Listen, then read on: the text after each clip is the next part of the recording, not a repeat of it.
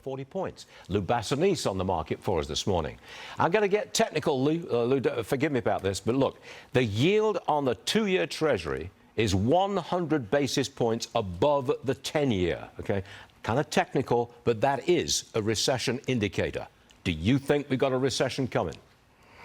No, we've had an inverted yield curve for a while now, and the reality is there's a bunch of Chicken Littles running around, and we need to play Whack-A-Chicken Little because they're screaming that there's going to be another recession, but the rest of the data doesn't support it. I mean, Mitch Rosell was on before talking about the real estate market.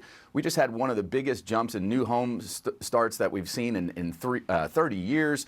That's a leading indicator of the economy. Let's not forget the stock market. The stock market has been charging ahead. The Chicken Littles would like to say it's only been the 7 or 8 tech stocks, but the reality is the number of stocks advancing versus declining has now hit an all-time high. So it's not just 7 or 8 stocks. There's at least 25% of the S&P 500 that is at or near a new 52-week high.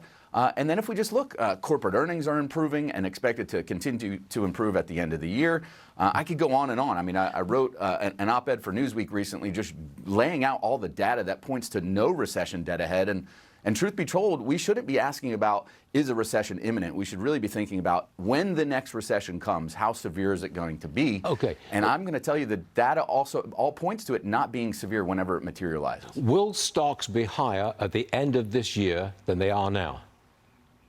All the data points to them being higher than they are now. And I'll give you some recent data points. Money market funds had hit a record at $5.5 trillion. That's starting to come down, and we're seeing it rotate into the stock market. In the riskier sectors, like we've talked about here before, small caps and micro caps, they're now staging a rally. They're much cheaper than large caps at about 50% off compared to large caps. So we're seeing stocks moving higher. And the other thing, just history speaks volumes, right? It may not repeat itself exactly, but it always rhymes. When the S&P 500 is up 10% or more in the first half of the year, 82% of the time it's up another 10% in the second half of the year. So again, if I'm a bear, I'm looking really foolish right now, and I have been for the last 6 months. And all indicators, whether they're economic or technical market indicators, are suggesting it's time to be bullish, not bearish. Okay, turn around from Lou Basenese, sort of. All right, Lou, good stuff. Thank you very much for being here. We always appreciate it. Thanks, Start. Yes, sir.